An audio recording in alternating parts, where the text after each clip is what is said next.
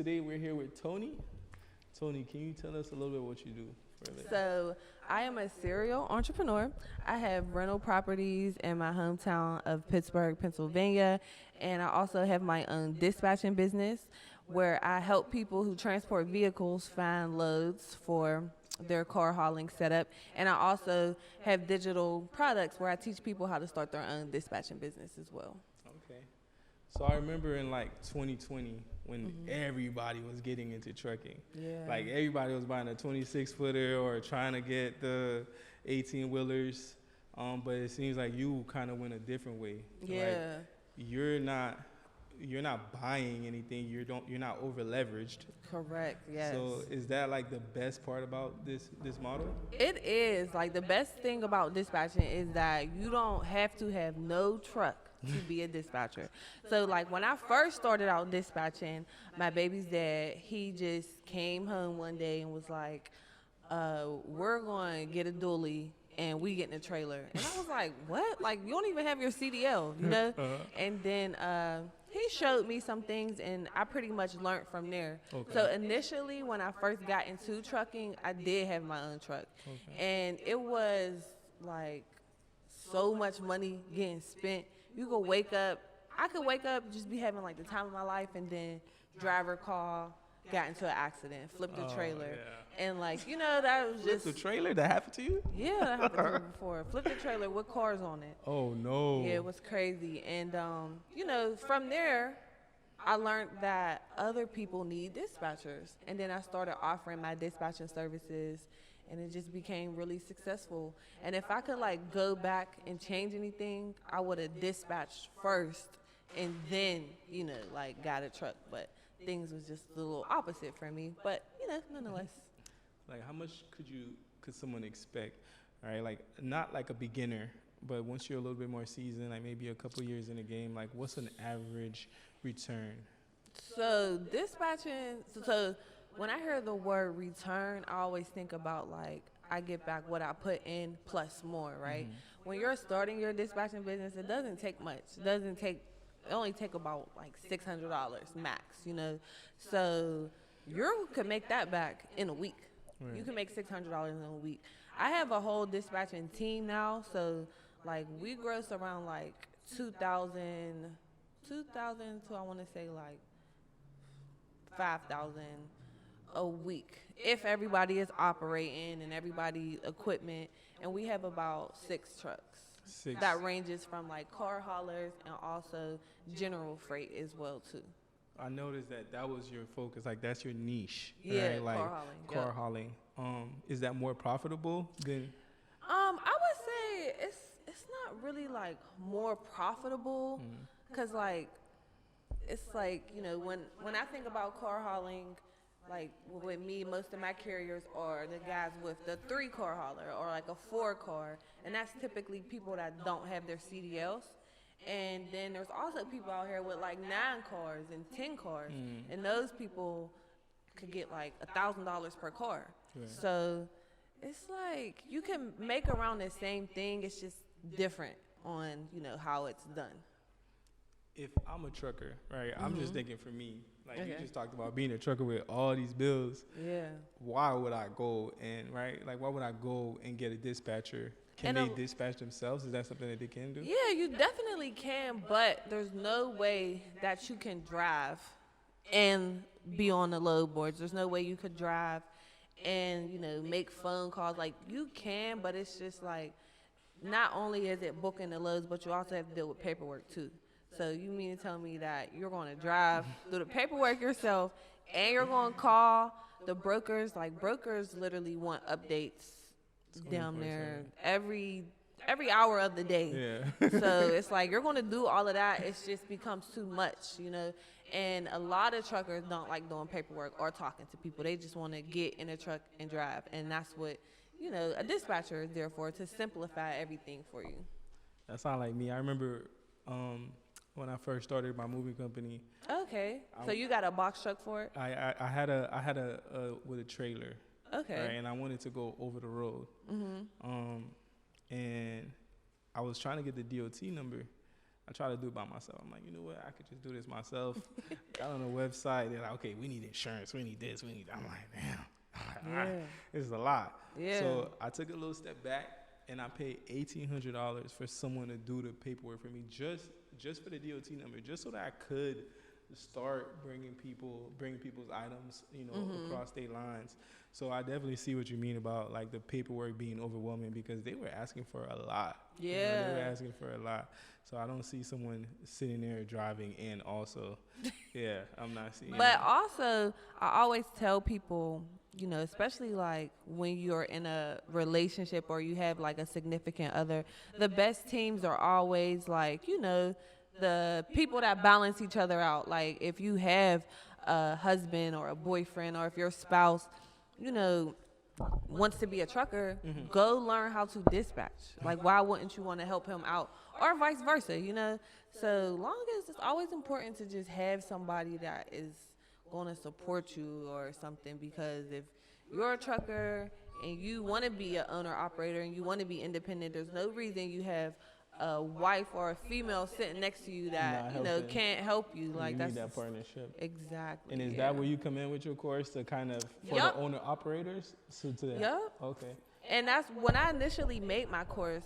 I made my course for people that wanted to help whether if it was their significant other or their family member, or whoever has a truck in their life and they're like, dang, I wish I had like my little sister or somebody to dispatch for me. That's what I made my course for, because I feel like, me being of my demographic and how I am, sometimes it's better when you hear things like from your peers.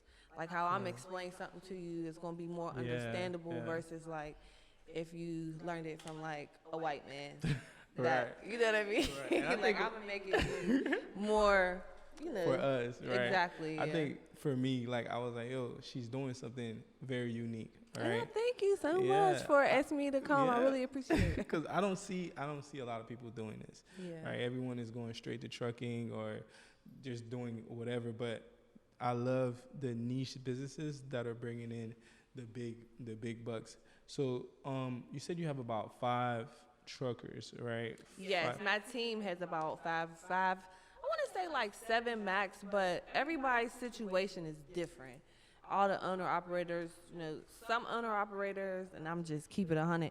They are just really trucking because they got like a parole officer or a PO or somebody like, yo, you need to have a job, and they're like, oh, okay, like I got my own trucking business.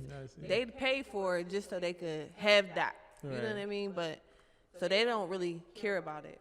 But then you have other people that's like really grinding, like they want to be on the road all the time. So if I'm a trucker, can I have multiple dispatchers, like, or do they exclusively like work with you, or can they have multiple dispatchers?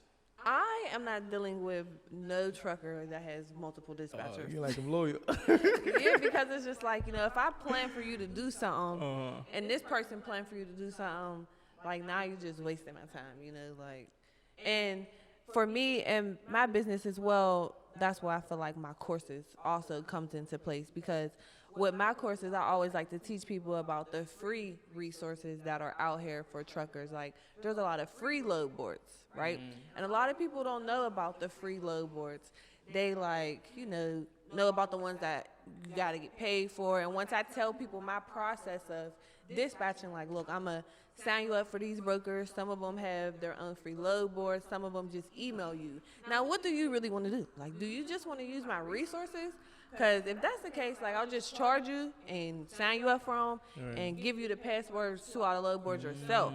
Okay. Or do you really want a dispatcher? And sometimes people just want the resources, which is understandable. So, I try to have options for everybody, because I don't do no double dispatching at all. So I saw, right, I'm not sure, but anywhere from like 5,000 to 10,000 members on your Facebook group. Yeah, 16,000. Like, I'm not in there. I think you have to like sign up, but I just saw the number.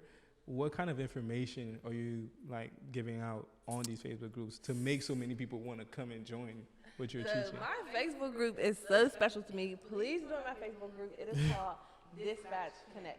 And the purpose of my Facebook group is to share information about dispatching, how to get into dispatching, actual and factual information.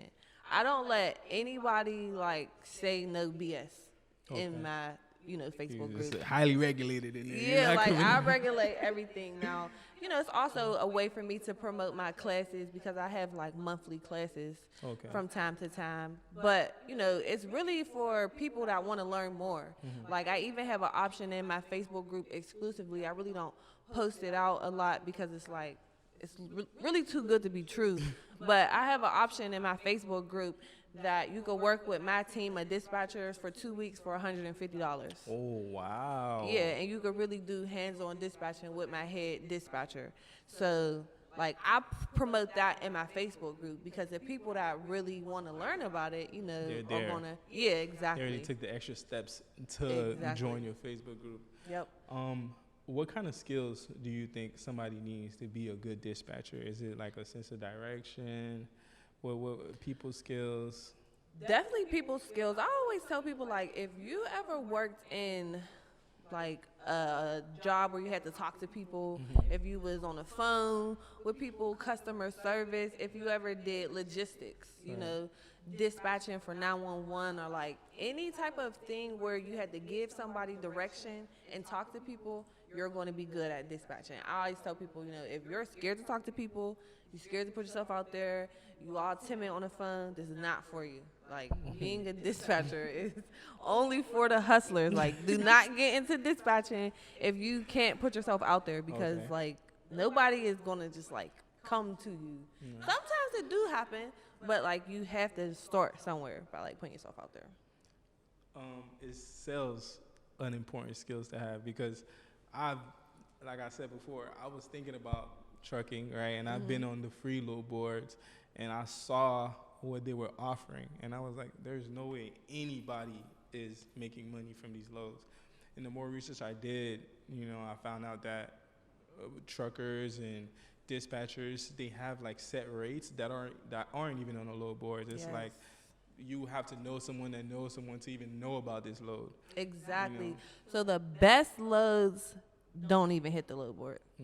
Like, and that's what it is all about, building those relationships with those brokers and building those relationships with those shippers, because once you get inside of their system, they are sending out email blasts in the morning.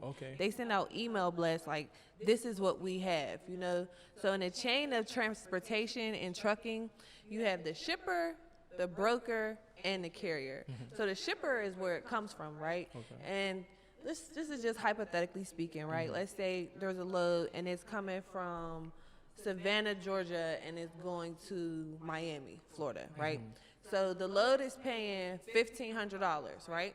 Now the broker is going to the shipper is going to tell the broker, like, I have this load and I have $1,500 to move it. So the broker's going to be like, all right, let me see if I can find somebody to do this load. So the broker is like, all right, the load's $1,500. I'm going to post it for $800 on the load board. And they are taking that, couple $100 and they're pocketing that. And now the carrier, the person with the truck, they are calling about a load that was originally $1,500, right? So just imagine if that carrier would have X'd out the middleman and just went straight to the shipper. Yeah, so that's why it's really important. Like, if you have your own trucking company, you want to read your paperwork. You want to know, like, okay, this is the shipper. Let me see if I can call that shipper myself and tell them, like, hey, I have a truck. That's crazy. Because you don't want to. Is that slimy? Like, is that something where they'll probably not really want to work with you again, or is I that mean, the yeah, industry but like, norm? you gotta take risks. You gotta risk it.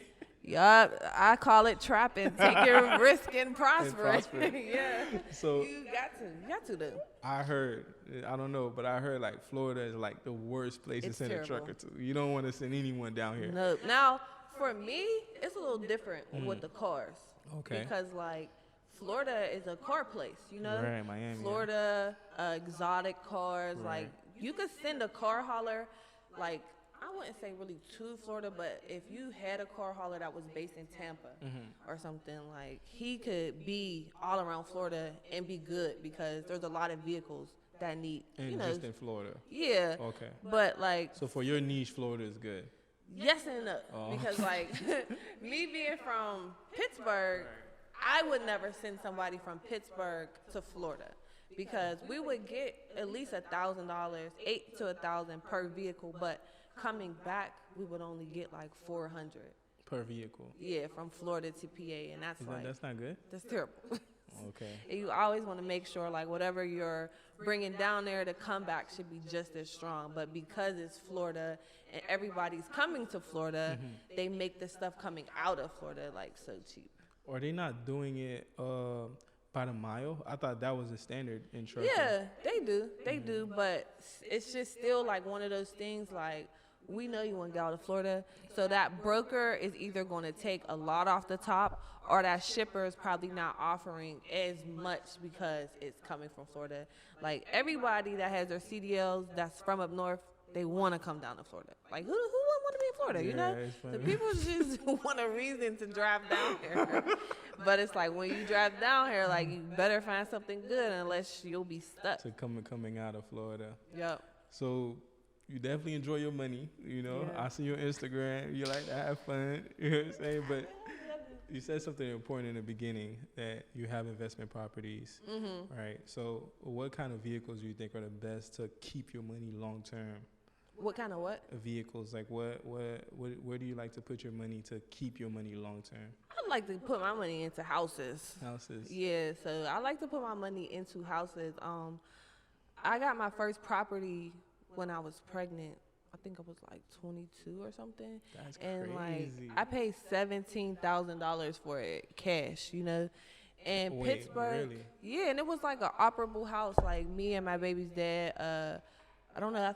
I've never been pregnant before. That was my first time being pregnant. But being pregnant made me turn into a wolf or something. Like I just got really in my bag, and I was just like so determined, like to. Right. You know, like I'm about to have a baby, like I need to do something. Step it up. And yeah, like anytime I come across a lump sum of money, I'm gonna try to buy a house with it because, you know, even if I wasn't a dispatcher and let's say I didn't have my classes in the beginning of the month, I'm rich. My tenants pay their rent, and I be feeling like Toni Montana. Let me ask you, how many? I saw that you just got a new, like, a loft apartment. I don't know if it's an apartment or a condo. Yep. Is that a property or is that? So that is going to be a property that I'm gonna post on Airbnb actually. Okay. And it's a condo like in center city of Philadelphia. Yep. Philly? Okay. It's in Philly. So how many properties do you have? So I guess with that one is really not like, I don't own that one. Okay. You know? So it's just an apartment that I rent out. But I have 2 properties. Yep. Okay. I have 2. So in terms of growing your business past where it's at now, and you've done a wonderful job again, 10,000, yeah, that's great.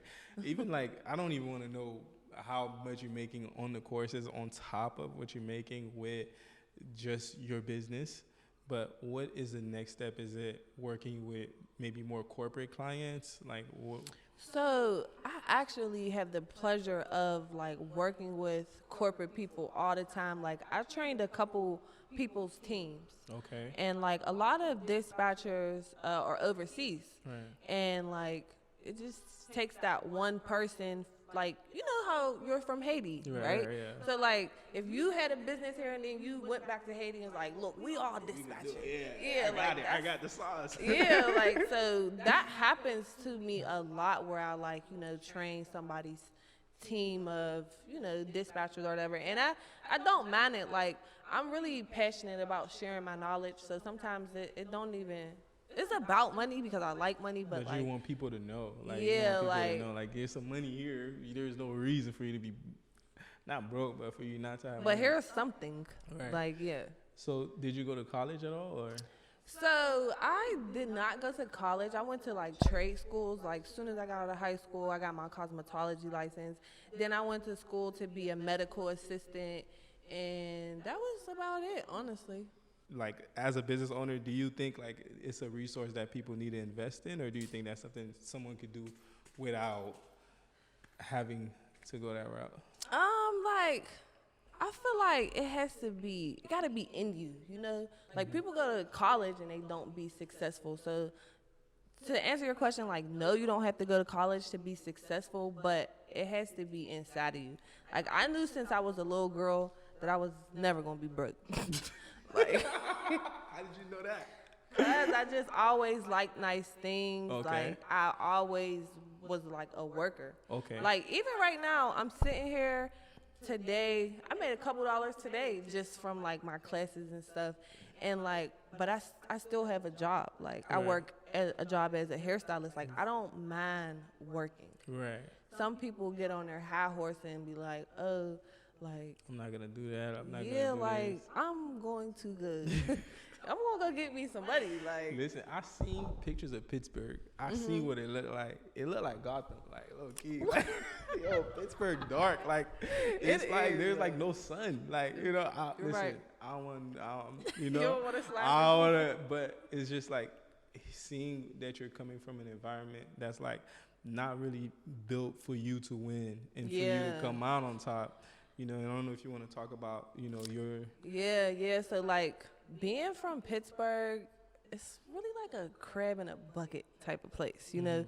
Like, nobody really wants to see you like excel. People try to like, bring you down. yeah, people try to bring you down. And like, when I was growing up or whatever, I definitely got caught into the wrong crowd. I was like selling bricks. And Wait, as a girl? yeah, but it was something that I learned from a guy that I was dealing with. Okay. You know, just how dispatching, in a sense, like, I learned that from my baby's dad, and I made it my own.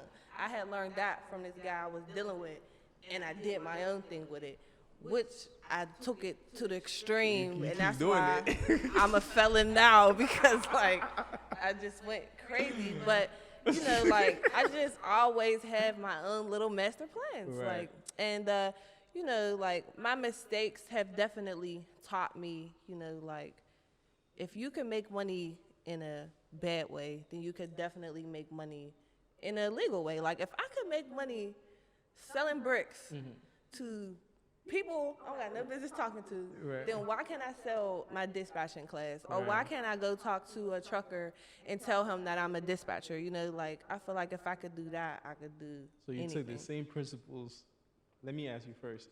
Did you did you go to prison? Did you go to prison?